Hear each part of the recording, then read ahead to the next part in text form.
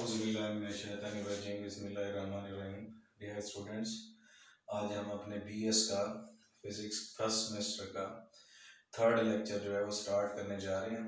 और उस लेक्चर के अंदर हमने जो पहले पैरामीटर्स पढ़े थे, एंगुलर मोशन के अंदर कौन कौन सी क्वांटिटीज इन्वॉल्व होती हैं, वो है एंगुलर डिस्प्लेसमेंट, एंगुलर वेलोसिटी और अब है एंगुलर एक्सेलरेशन। और उन सब के आपस में रिलेशन के लिए सबसे पहला रिलेशन सर्कुलर मोशन के अंदर जो है वो इम्पोर्टेंट है, वो है S is equal to R theta. इसे हमने प्रूव करना है।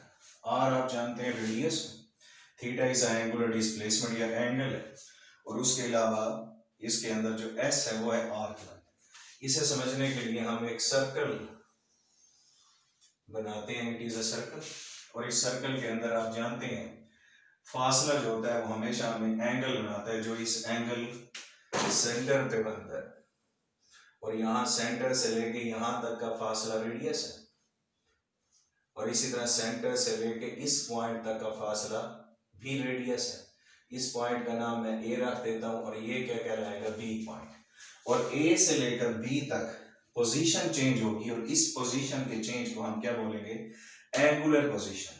तो change in angular position from initial to final point. अब ये जो ए है ये इनिशियल एंगुलर पोजीशन, और बी जो है वो फाइनल एंगुलर पोजीशन है। और मैं यहाँ पर ये जो डिस्टेंस, ये जो मैं डॉटेड लाइन से रिप्रेजेंट कर रहा हूँ, this is called arc length. के दायरे के ऊपर मुड़ता हुआ रास्ता दो पोजीशंस के दरमियान, उसे हम क्या बोलते हैं, आर्क लेंथ। और इस आर्क लेंथ को मैं रिप्रेजेंट कर रहा हूँ ए से लेकर बी तक जो है, इसे ऊपर आर्क का साइन लगा देंगे and it is equal to S. और उसके अलावा सेंटर पे जो बनेगा एंगल, इस एंगल का नाम क्या होगा, थीटा। और इस थीटा को हम कहते हैं एंगुलर डिस्प्लेसमेंट, जो कि स्पेसिफाई करता है जितना एंगल ज्यादा होगा उतना ही तय किया गया फासला भी ज्यादा होगा। और उसको रिप्रेजेंट करते हैं हम यहाँ पर एक रिलेशन से, जो हमें ये बता रही है इस डायग्राम के मुताबिक कि arc length is directly proportional to the angle subtended at the center of a circle। अब आप देख रहे होंगे कि ये जो A से B तक आर्क लेंथ है, उसके दो रेडियाई के दरमियान एंगल बन रहा है थीटा। और अगर ये मैं बढ़ाता जाऊं तो एंगल भी क्या होता जाएगा, बढ़ता जाएगा। इसलिए आर्क लेंथ के बढ़ने से सेंटर पर बनने वाला एंगल भी क्या होता है, इंक्रीज होता है। तो अब मैं यहां से इस डायग्राम के मुताबिक फ्रॉम फिगर, ये ऊपर जो मैंने डेफिनेशन लिखी है प्रोपोर्शनैलिटी, इधर अप्लाई करूं तो आर्क लेंथ कहां से कहां तक है, A to B, it is directly proportional to angle theta which is subtended at the centre of a circle in radian. आप जानते हैं हमने पिछले लेक्चर में पढ़ा, जो थीटा होता है इट इज स्पेसिफाइड और मेजर्ड इन रेडियन, ऐसा यूनिट इसका रेडियन होता है।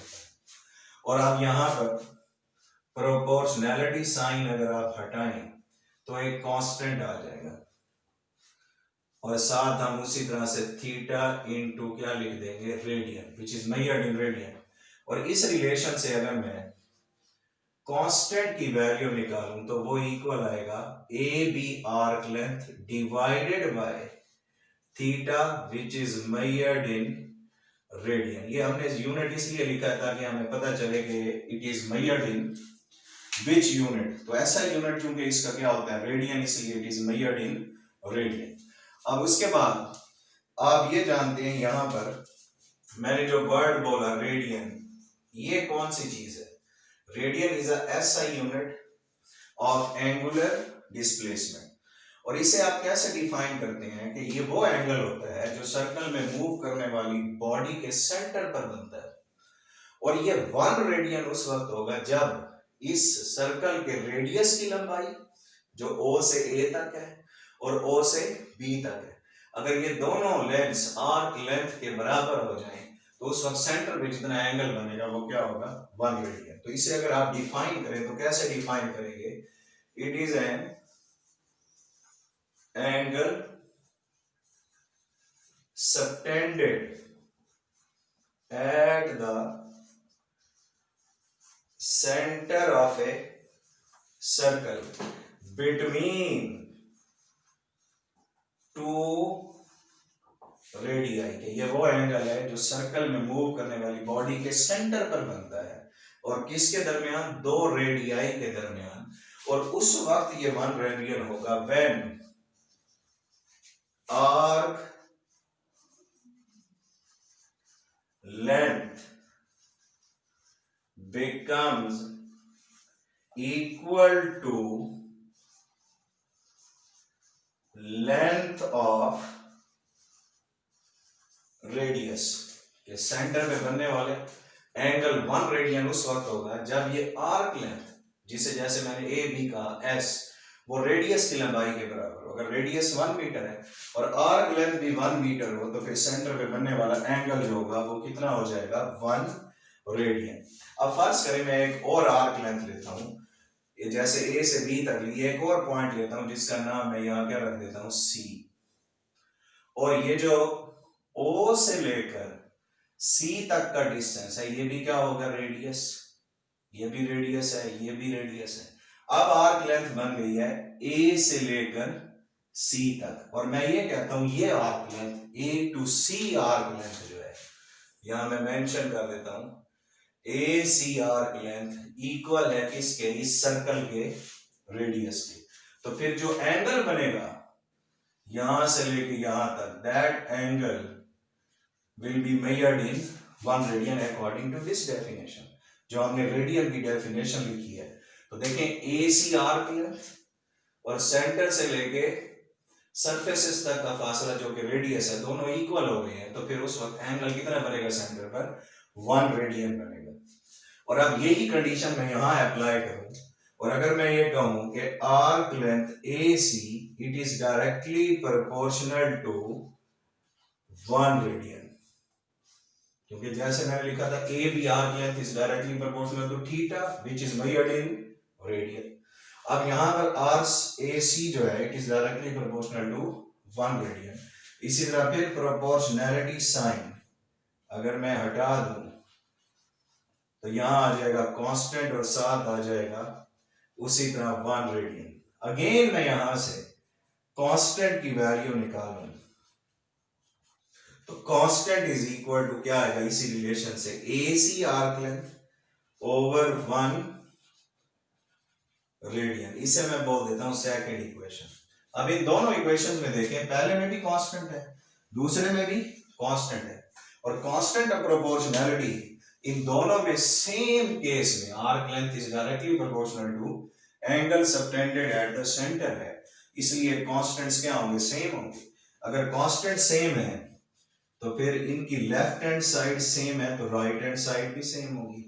तो कंपेयरिंग इक्वेशन 1 एंड इक्वेशन 2, तो रिजल्ट क्या निकलेगा हमारे पास, लेफ्ट हैंड साइड सेम है, कांस्टेंट्स है, और कांस्टेंट क्योंकि सेम मोशन के लिए है इसलिए इक्वेशन क्या होगी, सेम। तो लेफ्ट हैंड साइड सेम तो राइट हैंड साइड, अब लेफ्ट हैंड साइड दोनों की सेम है, राइट हैंड साइड भी सेम होगी, जिसे मैं लिखूंगा A B arc length over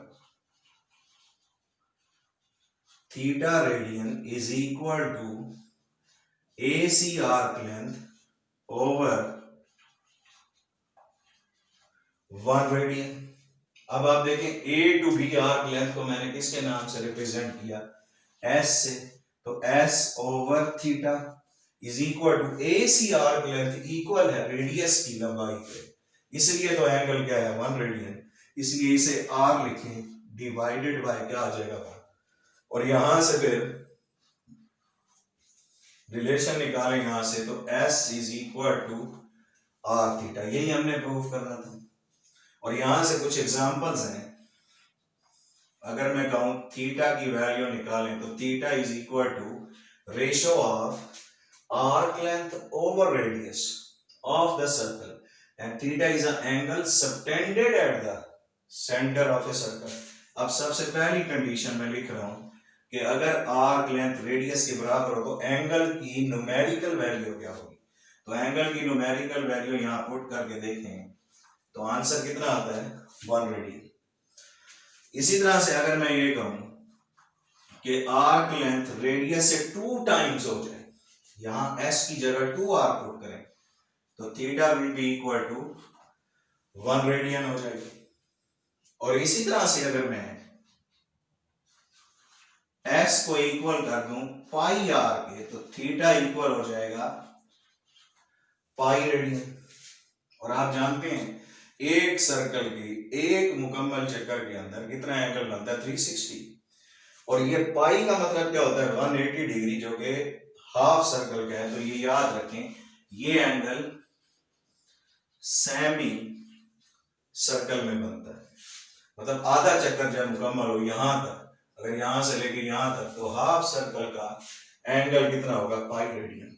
और इसी तरह से अगर s को किसके इक्वल लिख दें 2 पाई r, और आप जानते हैं 2 pi r is a circumference of a circle, और circumference of a circle 2 pi r put करने पर थीटा की वैल्यू 2 पाई रेडियन आएगी, जो कि रिप्रेजेंट करेगी कंप्लीट सर्कल को। इसलिए angle subtended in a complete circular motion will be equal to 2 pi radian. ये है बेसिकली रिलेशन, इसको आपने ध्यान में रखना है, इससे कई न्यूमेरिकल जो है वो आप परफॉर्म कर सकते हैं। यहां तक क्लियर हो गया? तो ये आज का लेक्चर था। Thank you.